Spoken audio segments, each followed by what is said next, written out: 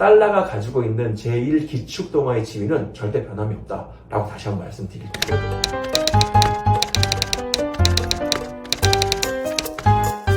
말씀을 정리해보면 트럼프가 주주자본주의 그리고 또 법인세 인하 이런 기업 친화적인 모습을 보이는데, 반면에 바이든은 기업이나 주주보다는 노동자를 위한 어떤 정책들을 내세우고 있고, 그것으로 인해 시장에 어떤 타격이 나올 수도 있겠다라는 말씀을 하셨지만, 또 반면에 트럼프의 어떤 즉흥 트위터가 시장의 불확실성을 키운다는 측면에서 월가의 사람들도 좀 피곤함을 느끼고 있었다. 그 4년 동안의 피곤함이 엄청나게 누적이 된 게 맞고요.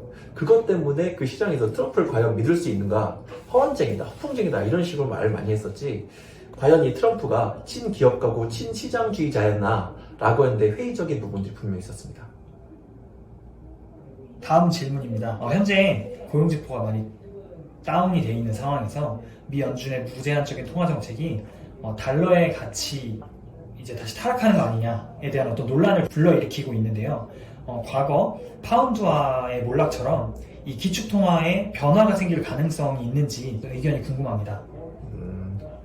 그러니까 기축통화의 변화는 절대 생기지 않아요. 그거 확실히 말씀드릴 수 있는 게, 미국이 경제적으로 몰락을 한 게 문제가 아니라 외교나 안보, 군사적으로 전부 다 몰락이 발생하지 않는 한 이 기축통화를 달러에서 뭐 유로라든지 위안화가 될 수 있는 확률은 거의 제로에 가깝다고 말씀드릴 수 있겠습니다. 물론 그 지역 내에서 자기들의 영향력을 조금 더 커질 수는 있어요. 그 정도를 제외하곤 달러 중심의 경제가 붕괴된다, 다른 것으로 대체된다 라고 하는 거는 생길 수가 없습니다. 저희가 살고 있는 이번 세기 안에서는 그 미국이란 그 제1의 강대국이 다른 나라도 대체되는 부분은 아마 없을 것 같아요. 뭐 촛불 사태가 발생한 이후부터 지금 7월이 된 동안 국제적으로 강력한 그 재료금리와 양적 완화를 해놨죠. 미국에서 돈을 제일 많이 찍어냈고, 그런데도 달러의 가치가 그 달러 지수를 보고 있으면 과연 정말로 많이 떨어졌냐는 겁니다.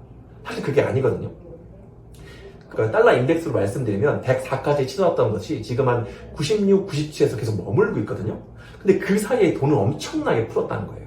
사실 달러 가치가 떨어지진 않았죠. 그럼 그 많은 돈들이 풀려있는 것들이 아니라 경제 생태계, 실물 경제 생태계를 유지하기 위해서 계속 들어가고 있는 것 정도지, 이것들이 달러 가치가 떨어질 정도로 많이 세상으로 풀려가지고 증시에 구석구석 유입되고 막 이런 게 아니라는 겁니다. 그럼 앞으로도 마찬가지로 돈을 많이 찍어놓은 상태에서도 달러 가치 계속 유지는 되고 있는 거고, 풀려나가가지고 해외로 있는 것들이 아니라 그 미국 내 경제를 계속 돌리고 있다 정도로 말씀드릴 수 있고요. 어떻게든 미국 경제를 돌리고 유지가 된다고 하면 달러가 가지고 있는 제1기축동화의 지위는 절대 변함이 없다라고 다시 한번 말씀드릴게요. 제가 조금 더 말씀드리면 재료금리라든지 양적 완화라든지, 또 그리고 일각에서 얘기를 하고 있는 YCC, 채권의 가격을 정해놓고 무제한으로 매입을 해주는 조금 업그레이드된 양적 완화 얘기들이 계속 나오고 있는데요.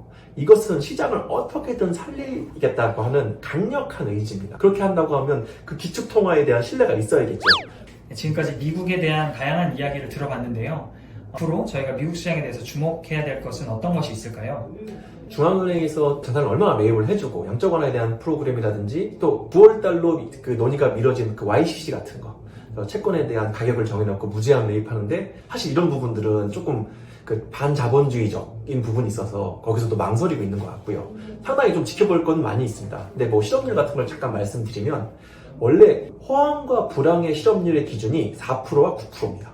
그런데 지금 미국 시장의 실업률이 14%, 15% 뭐 이 정도까지 되고 있기 때문에 앞으로 더 내려오려고 한다고 하면 재정정책과 통화정책을 조금 더 공격적으로 써야 되는 부분들이 많이 있죠. 조건부로 실업급여를 줬던 프로그램들이 7월에 만료가 되고, 뭐 정책자금들이 아마 고갈이 되고 이런 부분들이 있을 거예요. 이런 부분들은 사실 큰 걱정을 안 하셔도 되는 게, 공화당과 민주당이 이 지금의 상황이 비상상황인 걸 알기 때문에 새로운 재원을 내서 계속 투입을 할 겁니다.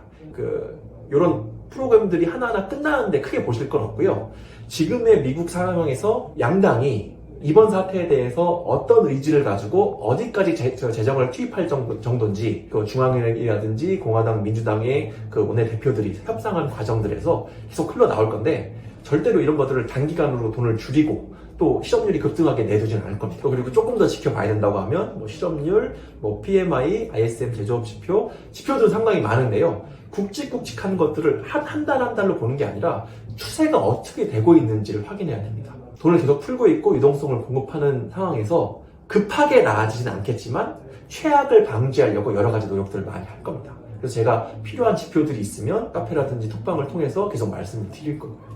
미국은 조금 더 지켜봐야 돼요. 월가 입장에서는, 증시를 보는 입장에서는 트럼프는 불확실성 때문에 별로 좋아하지 않는 피곤한 인물이고, 바이든은 정책이나 노선 자체가 월가의 지금 주주 자본주의와는 결이 맞지 않는 사람이라서 미국에 있는 경제 주체, 증시 전문가들이 좀 고민이 있을 거예요. 하지만 그래도 유동성으로 많이 끌어올린 미국 증시이기 때문에 조금 더 올라갈 수 있는 여지를 확보한 다음에 지켜봐야 한다. 이 정도로 말씀을 드릴게요.